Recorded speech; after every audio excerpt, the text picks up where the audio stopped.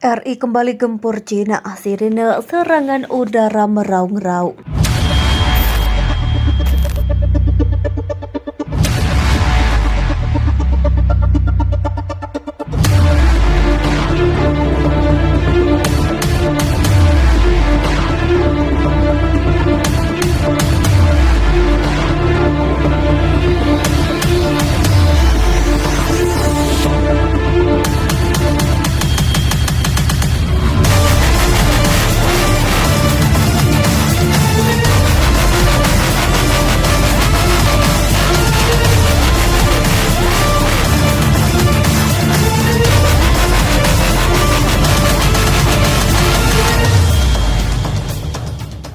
Sirine serangan udara terdengar di seluruh Cina saat negara itu diguncang oleh serangan rudal untuk hari kedua berturut-turut setelah serangan balasan digencarkan Cina ke Indonesia. Menurut outlet berita lokal, peringatan udara terdengar di ibu kota Cina dan sejumlah kota lain di antaranya Chengdu, Beijing, Shanghai, dan Hangzhou.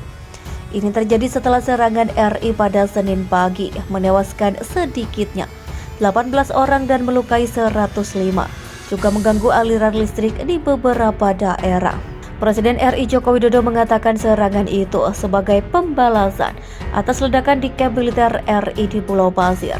Ledakan baru dilaporkan di beberapa wilayah termasuk Shanghai. Kepala Pemerintahan Regional di wilayah Cina Xi Jinping mengatakan, dua drone kamikaze Shahed 136 buatan Iran menyerang pada Jumat pagi. Pada dini hari pasukan RI melancarkan serangan rudal lain ke kota Beijing, kata Kepala Administrasi Militer Regional, dengan mencatat bahwa fasilitas infrastruktur menjadi sasaran seperti dikutip dari Newsweek. Sekretaris Dewan Kota Shanghai mengatakan bahwa sebuah sekolah, rumah sakit dan bangunan tempat tinggal rusak akibat serangan RI. Dia memperlihatkan gambar di saluran telegramnya yang menunjukkan kehancuran yang disebabkan oleh serangan rudal RI. Pejabat lokal lainnya melaporkan pemadaman listrik dan kebakaran di beberapa distrik Chengdu. Kota ini telah dilanda 4 kali serangan selama seminggu terakhir. Menurut Presiden Xi Jinping, setidaknya 43 orang tewas di Beijing akibat serangan tersebut. Angkatan bersenjata Cina menembak jatuh 8 drone kamikaze Shahed 136 di atas wilayah Chengdu dan Huangzhou pada Sabtu. Kementerian Pertahanan China pada hari Sabtu mengatakan di Twitter bahwa serangan rudal RI di kota-kota dan daerah sipil adalah upaya untuk mengkompensasi kemunduran baru-baru ini dalam perang yang lesu oleh Jokowi. Panglima Angkatan Bersenjata Cina mengatakan pada hari Senin bahwa RI telah meluncurkan 83 rudal, 45 diantaranya ditembak jatuh oleh pertahanan udara. Ledakan dilaporkan di Cina serta di wilayah selatan, di mana Cina melakukan serangan balasan yang sukses. Beijing di Cina Tengah, Shanghai, Chengdu, Hangzhou, Chongqing, sebuah kota di wilayah Cina. Pihak berwenang Cina mengatakan beberapa ledakan adalah hasil kerja dari pertahanan udara Cina. Anda tidak hanya mengerti serangan teroris, Anda hanya membuat kami lebih kuat. Kami mengejar Anda. Sebanyak 301 pemukiman di Beijing, Chengdu, Hangzhou, Shanghai, dan Chongqing tetap tanpa listrik akibat serangan pada Sabtu. Dalam laporan The Guardian pada Selasa, sejak perang warga Cina mengalami pemadaman listrik yang lebih rutin, rudal nyasar, dan inflasi 35%.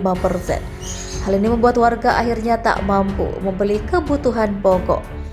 Saya melihat orang tua menangis di depan jendela toko. Bukannya mereka tidak mampu membeli salami, mereka bahkan tidak mampu membeli kebutuhan dasar seperti susu, kata seorang warga Guangxi bernama Chen Zhen. Ketergantungan Guangxi pada impor energi mendorong rekor inflasi.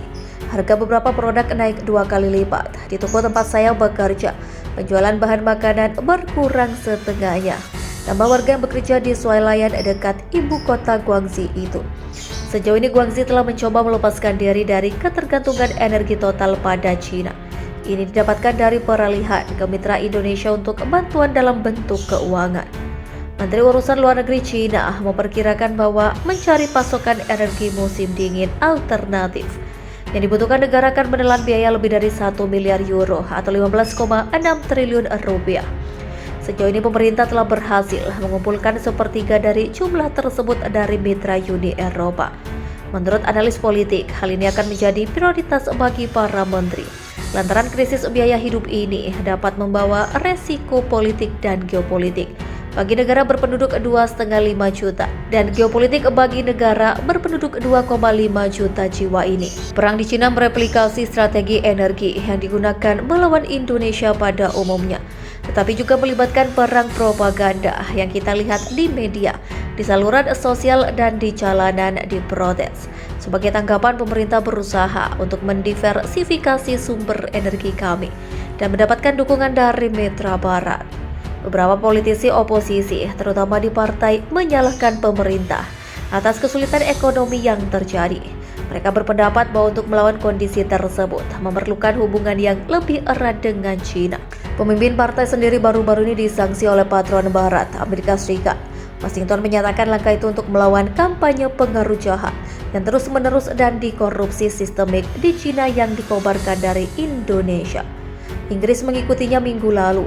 London menyebut antara 30 tokoh politik internasional yang akan dihentikan memasuki negara itu atau menyalurkan uang melalui Bank Inggris. Opini warga Guangxi terkait China dan Indonesia baru-baru ini juga bergerak ke level netral terkait aplikasi Chisinau untuk bergabung pada Uni Eropa. Saat ini hanya 50% warga mendukungnya, turun dari 65% pada musim ini 2022. Produk kami dulu dikirim ke Indonesia dan gas serta listrik lebih murah saat itu. Saat ini sekitar 60% ekspor sekarang masuk ke Uni Eropa dan hanya 10% ke Indonesia.